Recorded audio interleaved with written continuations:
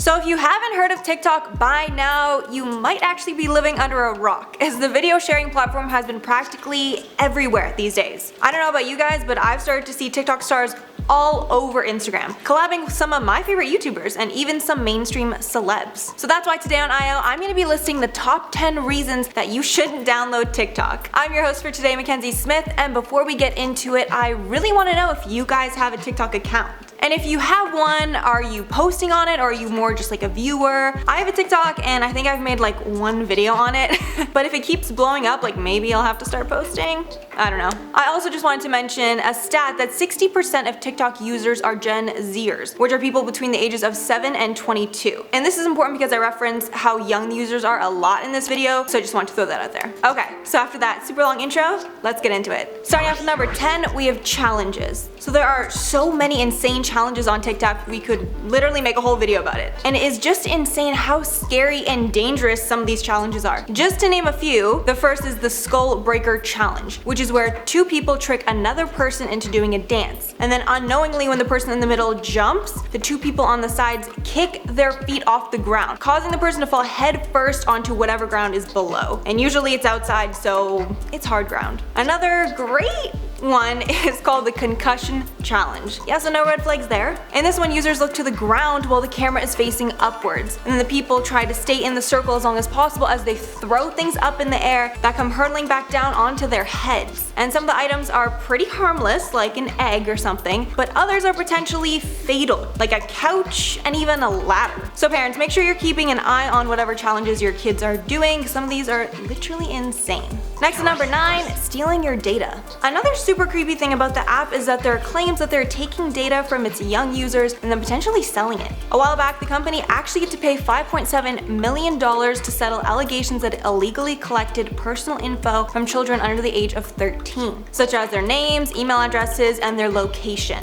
The fine came out of the US, where the FTC said its investigation of Musical.ly, which is now TikTok, had uncovered disturbing practices including collecting and exposing the location of young children. And although the company had received numerous complaints from parents, the company failed to comply with requests to delete info about underage children and held onto it much longer than necessary, according to the commission. Because of this, TikTok claims that they are now committed to creating measures that protect its young users, saying that they are planning to create a separate app experience for younger US users in which they cannot do things like share their videos on TikTok, comment on others' videos, or message with users, or maintain a profile of followers. So I guess we'll just have to wait and see if there are any updates on this one in the future.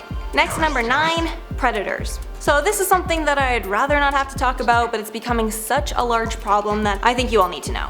So since most of the users on this platform are really young, this has given predators a great place to find their next victims. One grandmother spoke of her granddaughter's experience on the app, saying the 10-year-old was being groomed on the platform. Apparently, she'd come into contact with a well-known predator, and he was threatening to come to her house and hurt her if she did not do certain things for him. There are also really gross comments on videos of young girls dancing, with some telling them to take off their clothes or others with even more sexual language. So yeah, this is all just super creepy, and even though this behavior can be found on a lot of social media platforms, it seems to be the worst on TikTok as of now. Next, number 7, fuels lookalikes. I already talked about this a bit in a video about doppelgangers that will be going live shortly, but to touch on it a bit here, basically TikTok is the new breeding ground for people that look like celebrities to take advantage of that in order to get fame. One example of this is a girl named Paige Neiman, who looks literally identical to Ariana Grande. She blew up on TikTok and Instagram after Ariana commented on one of her viral videos. In summary, saying it low-key made her really uncomfortable, and in private DMs, Ari urged Paige to just be herself. But this can be harmful as it's causing tons of young people to pile on makeup and wear wigs in order to be someone else, which can be dangerous to their mental health and cause them to lose sight of who they actually are, especially if these kids are really, really young. In at number 6, we have people doing crazy things for views. So this is along the same vein as the challenges, but TikTok can make people do crazy and illegal things in order to get fame online. As we all know, the crazier the video, the more likely it will be to get views. Last July, some popular stars on TikTok got banned from the app for posting insensitive content. A user and his friends had a group called Team 07, which had one of the highest followers on the app, though they got into trouble for posting a video about Tabrez Ansari, the 22-year-old who was taken out by a mob. And since many people labeled it as hate speech, the team were therefore banned from the app.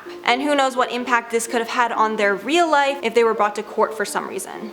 Halfway through at number 5, uncreative videos. Another reason people think TikTok is bad is because it's suppressing genuine creativity and authenticity. Most of the videos on the app are just people lip syncing to popular songs and people mouthing over voice tracks. As well, apps like this are causing kids to get into a let's do this thing so we can film it mentality. And it's kind of scary that people are not just doing stuff to do it anymore, but they're doing things specifically for content. As well, there's a lot of talk that these videos don't really contribute anything to society. While YouTube and even Instagram, you can argue a lot of the content has somewhat of an educational purpose. Honestly, I'd really love to hear your thoughts on this. Do you think this is killing children's creativity or helping it flourish?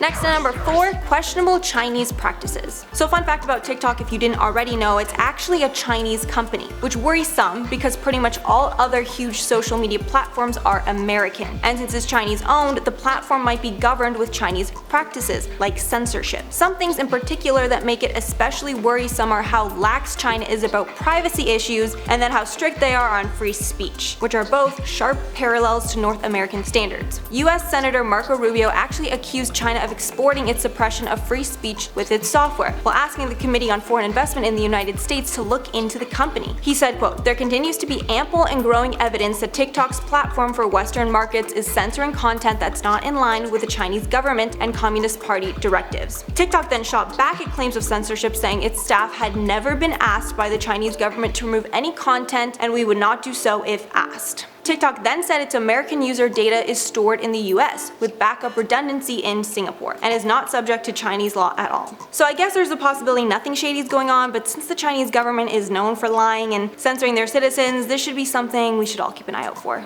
Next at number 3, overtly sexual content. So another troubling thing on the platform is the amount of sexual content that's on it. Of course, TikTok does not allow this kind of content on its site, but that doesn't stop it from being there anyway. With these types of videos staying up for a few hours before being deleted, or are craftily framed in order to technically meet the guidelines. And a lot of these kinds of videos on the app are actually for promotion, with sites like OnlyFans and Patreon allowing people to pay to subscribe to certain creators for explicit content. So the creators on these sites are now coming to apps like TikTok and Instagram to find new subscribers. And it wouldn't take that long for a long person that came across like a fully clothed video on TikTok to then maybe find themselves on one of these users' OnlyFans account, which they shouldn't be on unless they are 18+. Next at number 2, self-esteem issues. So this is one that could definitely apply to all social media sites, but TikTok is definitely a social media site that could really hurt the self-esteem and mental health of its young users. TikTok is especially bad because of all the hashtag trends it has surrounding users showing off their friends, which alone isn't all that bad, but if you think of someone scrolling through the my friend group or my besties or my squad posts and then seeing all their friends in these videos with them left out, that could be a huge blow to their confidence. It could break their heart when they say the inevitable "what about me" comment. And what about the child who struggles to make friendships or is still finding their place, as many of them are still so young? All these posts will just make them feel really terrible about themselves. Like, I'm in my 20s and even still seeing this kind of stuff can